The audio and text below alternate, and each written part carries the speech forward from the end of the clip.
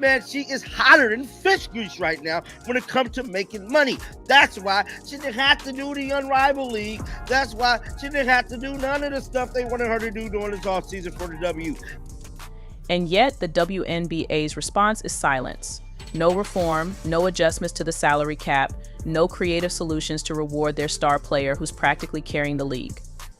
Fans are practically begging for the league to modernize its pay structure, but nope. Let's keep the same outdated system and risk alienating the very players and fans who could save the league from irrelevance. Makes you wonder who's actually running the show, doesn't it? The NBA, for its part, seems to get it. Kevin Durant sent her custom sneakers, Steph Curry gave her public props, basketball legends are practically lining up to sing her praises. But within the WNBA, the response is lukewarm at best. Instead of celebrating her, some folks are nitpicking her game, acting like her success is a fluke or that others are equally responsible for the league's recent buzz. It's almost laughable. Other players have potential, sure, but let's not pretend anyone else is selling out arenas or pulling in 19 million TV viewers. That's not potential, that's reality. Clark's influence stretches far beyond the court. She's brought a swagger and confidence to women's basketball that it hasn't seen in decades. Young girls are picking up basketballs because of her, brands are lining up to sponsor her, and fans who couldn't tell you the difference between a free throw and a layup are tuning in just to see her play. And yet, the league treats her like just another cog in the machine. Imagine if the NBA treated Michael Jordan that way in the 90s, spoiler alert. It wouldn't exist as we know it today. The numbers don't lie, but the league sure does. The WNBA wants to act like its success is the result of collective growth, but let's be real, it's Caitlin Clark dragging the league forward, kicking and screaming. Without her, those TV ratings plummet, those ticket sales nosedive, and those merchandise profits evaporate. The league should be bending over backward to keep her happy, not sticking to antiquated pay structures that scream, "We don't actually value you." Fans aren't blind to this nonsense. Social media is flooded with calls for change. People are pointing out the absurdity of her paycheck compared to her impact. It's not just about fairness, it's about business. You don't underpay the person responsible for your survival. That's not just bad optics, it's bad math. But apparently, the WNBA is too busy patting itself on the back for incremental growth to notice. The league is playing a dangerous game. If they don't adapt, they risk losing not just Clark, but the entire momentum she's created. Players like her aren't a dime a dozen, they're once-in-a-generation talents who can redefine a sport. If the WNBA doesn't figure out a way to pay her what she's worth, or at least close to it, don't be surprised if other leagues or opportunities come calling. And when that happens, the WNBA will have no one to blame but itself. Caitlin Clark, the rookie, drops a bombshell after making $10 million off the court. The basketball phenom, who's making less than the cost of a decent SUV in her first year on the court, has turned her modest paycheck into a PR goldmine. While others are sweating over their 9-to-5 grind, Caitlin is cashing six-figure checks just to show up and talk. And get this, some brands are willing to fork over more than the price of a house and fly her across the country just to have her grace their stage, while the WNBA throws her peanuts.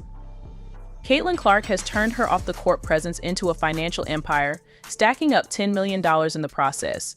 Yes, that's right, the rookie everyone felt sorry for has more zeros in her bank account than some seasoned NBA veterans. For anyone questioning the Caitlin Clark effect, we now have people wanting to watch golf because of her. We saw the kind of offer that Ice Cube made to Caitlin to play in the Big Three. That is $5 million to play 3 months. But wait, there's more. Caitlin Clark isn't just cashing in, she's rewriting the rules of sports marketing. While the WNBA stands on the sidelines scratching its head, Caitlin's got visibility, platform, and influence, and she's using every bit of it to outmaneuver her critics and competitors. Strap in, because Caitlin Clark just changed the game, and not everyone's happy about it. Higher than the NBA. So I was like, oh, what's she gonna get paid? Because finally, you can get a real paycheck. And then I saw it, and I was like, this can't be right, because this is what it is. In the first year, Caitlin Clark will earn $76,535. The brilliance lies in Caitlin Clark's ability to flip the script. She saw the WNBA not as the final destination, but as a launch pad. That poultry paycheck? It's a calculated trade-off for the exposure the league provides. Millions tune in to watch her every move, and those eyeballs translate into something much more valuable than a game day check: brand power. The real money isn't in the rebounds or the three-pointers, it's in what she represents. Companies, both big and small, are lining up to associate their names with hers. And I'm so happy for her to get the $28 million. But wait, there's more. Take her speaking engagements, for example. While others grind away at 9-to-5 jobs, Caitlin Clark commands $100,000 for a half-hour virtual appearance. In person, double or even triple that. She's pocketed at least $600,000 this year just for showing up and talking. That's not work, that's printing money. And why wouldn't brands pay? She's magnetic, authentic, and a walking inspiration. People don't just listen to her, they buy into her.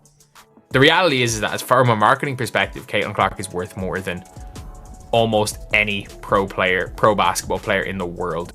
Then there are her endorsement deals, which are in a league of their own. Nike, Wilson, State Farm, the big players in the game have all thrown their hats into the ring. Nike reportedly signed her for millions, and they didn't even need a pitch. Caitlin Clark doesn't need to convince anyone of her worth, her name does all the talking. State Farm probably broke their advertising budget just to have her appear in one of those quirky commercials. Wilson, the iconic basketball brand, practically wrote her a blank check. Each deal cements her position not just as a player, but as a global icon. The WNBA just got brutally exposed after Caitlin Clark's insane ticket sales were leaked. Turns out she generates 25% of ticket sales, merchandise, and TV ratings. Clark is basically the WNBA's walking stimulus package, bringing in millions for the league. Yet, despite all the revenue she helps generate, she's only making $76,000 a year. Let that sink in. The WNBA has a gold mine in Clark, but they're paying her like she's working the concession stand. It's a harsh reality. They might not have noticed, but Caitlin Clark doesn't just play basketball, she changes the game. Whether the league likes it or not, the fans are here for her. The numbers don't lie, and neither does the passion she brings to the court. So, WNBA, it's time to wake up, pay her, celebrate her, or watch her take her talents elsewhere. And we all know who would be losing in that scenario. Last season, Caitlin Clark didn't just play basketball, she transformed it into a national event. From sold-out arenas to skyrocketing viewership, the numbers were jaw-dropping. The Indiana Fever's home opener tickets hit $271 for the cheapest seat, more expensive than 29 out of 30 NBA teams' openers. Yes, you read that right. Caitlin Clark playing in a WNBA game generated more buzz than the NBA's biggest stars. For context, $271 could get you a decent seat at an NBA game or nosebleeds at a Caitlin Clark showcase. Talk about priorities. It's not just ticket prices. Clark reportedly added $36 million in revenue for the city of Indianapolis alone since being drafted. Let's be clear, that's not just the team, that's the city, restaurants, hotels, local businesses. They're all cashing in. Meanwhile, Clark herself gets pocket change compared to her impact. Fans are scratching their heads, wondering how the league justifies paying her the same as players who, respectfully, couldn't sell out a high school gym. Social media exploded when it was revealed that Caitlin Clark is responsible for 25% of the WNBA's total revenue. One player, 25%. The reaction was a mix of awe, outrage, and sarcasm. Comments like Clark is the reason this league is still afloat. And how does she not have her own private jet by now started flooding in? But the WNBA's response? Crickets. Let's not forget the TV ratings. When Clark played, her games often drew more viewers than marquee NBA matchups. For example, one of her college games pulled in 3.2 million viewers, outpacing a Warriors vs. Celtics clash at 3 million. Yes, women's basketball outperformed the NBA, but instead of celebrating this monumental shift, critics and even some WNBA players found reasons to hate. The numbers don't lie, but the league sure does. The WNBA wants to act like its success is the result of collective growth, but let's be real, it's Caitlin Clark dragging the league forward, kicking and screaming.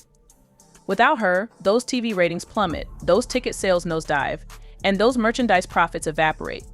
The league should be bending over backward to keep her happy, not sticking to antiquated pay structures that scream, "We don't actually value you." Fans aren't blind to this nonsense. Social media is flooded with calls for change. People are pointing out the absurdity of her paycheck compared to her impact. It's not just about fairness, it's about business. You don't underpay the person responsible for your survival. That's not just bad optics, it's bad math. But apparently, the WNBA is too busy patting itself on the back for incremental growth to notice. The league is playing a dangerous game. If they don't adapt, they risk losing not just Clark, but the entire momentum she's created. players like her aren't a dime a dozen, they're once-in-a-generation talents who can redefine a sport. If the WNBA doesn't figure out a way to pay her what she's worth, or at least close to it, don't be surprised if other leagues or opportunities come calling. And when that happens, the WNBA will have no one to blame but itself. Caitlin Clark, the rookie, drops a bombshell after making $10 million off the court. The basketball phenom, who's making less than the cost of a decent SUV in her first year on the court, has turned her modest paycheck into a PR goldmine. While others are sweating over their 9-to-5 grind, Caitlin is cashing six-figure checks just to show up and talk. And get this, some brands are willing to fork over more than the price of a house and fly her across the country just to have her grace their stage, while the WNBA throws her peanuts. Caitlin Clark has turned her off-the-court presence into a financial empire, stacking up $10 million in the process. Yes, that's right, the rookie everyone felt sorry for has more zeros in her bank account than some seasoned NBA veterans. For Clark, the transition from college to the WNBA wasn't just about showcasing her skills, it was about proving that she belonged at the highest level of the game. Critics like Swoops doubted Caitlin Clark's ability to handle the physicality and pace of the professional game, but Clark didn't just meet expectations, she shattered them. Her adaptability against defenses, ability to play through contact, and knack for making clutch plays in critical moments showcased a level of maturity rarely seen in first-year players. Swoop's initial critique of Clark wasn't limited to her playing style, she also questioned Clark's ability to lead a team, suggesting that her individual success might come at the expense of team cohesion. Once again, Clark defied expectations. Her unselfish play and ability to rally her teammates became one of the Fever's greatest strengths, solidifying her role as both a star player and a team leader. Whether it was her chemistry with veterans like Kelsey Mitchell or her mentorship of younger players, Caitlin Clark proved she was more than just a scorer, she was a leader. As the season progressed and Clark's impact became undeniable, Swoops shifted her narrative, focusing on other aspects of Clark's game while avoiding direct acknowledgement of her earlier predictions. This wasn't the first time Swoops' comments had missed the mark, but the stark contrast between her words and Clark's reality only added to the drama surrounding the ongoing feud. Clark's rookie campaign wasn't just a personal triumph, it was a pivotal moment for the Indiana Fever. After years of struggling to find an identity, the team finally had a star who could carry them into a new era. Her hunger to improve, combined with her relentless work ethic, made her a natural fit for White's vision. Caitlin isn't just a great player, she's a cornerstone for the future, White emphasized, cementing her importance to the team's future success. Stephanie White's tenure as the Indiana Fever head coach came with lofty expectations. After years of underperformance, the franchise needed more than just a tactical overhaul, they needed a cultural reset. From day one, White made it clear that her focus extended beyond X's and O's. She wanted to create a winning mentality, build trust within the locker room, and establish a team-first ethos. This philosophy became even more critical in the wake of Sheryl Swoopes' pointed criticisms of the Fever's organization. Swoopes painted a picture of discord, suggesting that players were unhappy and eager to leave. Her claims included sharp critiques of the Fever's management and coaching approach, alleging that the team failed to recognize talent and foster loyalty. Caitlin's hunger to improve is unmatched, White shared. She's not just looking to score points, she's looking to make everyone around her better. White also made it a priority to integrate Clark into the team's existing structure without alienating veteran players like Kelsey Mitchell. Swoops had criticized the Fever for their handling of Mitchell, an unrestricted free agent who had just come off a stellar season. White, however, was quick to highlight Mitchell's significance to the team's success, emphasizing her role in the team's continued growth and stability. Ensuring that Mitchell's contributions were both recognized and celebrated, White's balanced approach helped to dispel any notion of favoritism and reinforce the team's unity beyond individual relationships. She also addressed broader organizational changes that were essential for the Fever's resurgence. White implemented more rigorous training sessions, introduced analytics-driven game plans, and prioritized mental conditioning to prepare players for high-pressure situations. These measures paid off as the Fever not only improved their win-loss record, but also displayed a newfound resilience in close games. Swoop's narrative of a fractured locker room couldn't have been further from the truth. Players often spoke about the familial atmosphere within the team, describing group outings, post-practice bonding sessions, and a shared determination to succeed. White's emphasis on accountability was key to this dynamic. She encouraged players to take ownership of their mistakes while also celebrating their achievements, fostering a culture of continuous improvement. As White worked to rebuild the Fever's image, she didn't shy away from addressing Swoop's remarks head-on. In a candid interview, she called out the inaccuracies in Swoop's statements, urging critics to look at the evidence rather than relying on hearsay. "Our players are proud to be part of this team," White asserted.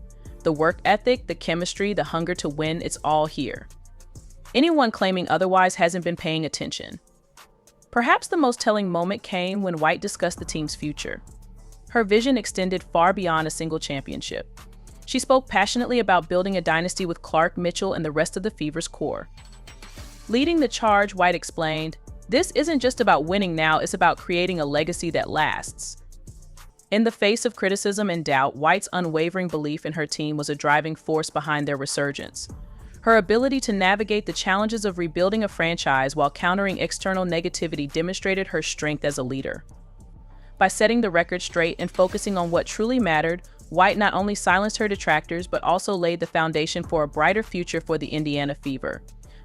When Caitlin Clark entered the WNBA as a highly anticipated rookie, the expectations were sky high. The Indiana Fever, in desperate need of a game-changer, had selected Clark in the draft, and everyone from fans to analysts had their eyes on her performance. But one particular voice echoed across the basketball community with criticism: Sheryl Swoopes. Swoopes, a legendary player and analyst, had been outspoken in her belief that Clark's game wouldn't translate to the professional level. She doubted that Clark's style would succeed in the WNBA and suggested that the transition would be more difficult than many anticipated. But Caitlin Clark wasn't just any rookie, she was a force of nature, an unparalleled talent who had already redefined college basketball with her incredible scoring, playmaking, and leadership at Iowa. So her ability to make plays from anywhere on the court was undeniable. When Clark made the leap to the WNBA, she quickly proved that the skeptics, including Swoopes, were wrong. Clark's rookie season with the Fever was nothing short of spectacular. In her first year, Caitlin Clark averaged 19.2 points, 5.7 rebounds, and 8.4 assists per game, solidifying her place as one of the brightest stars in the league.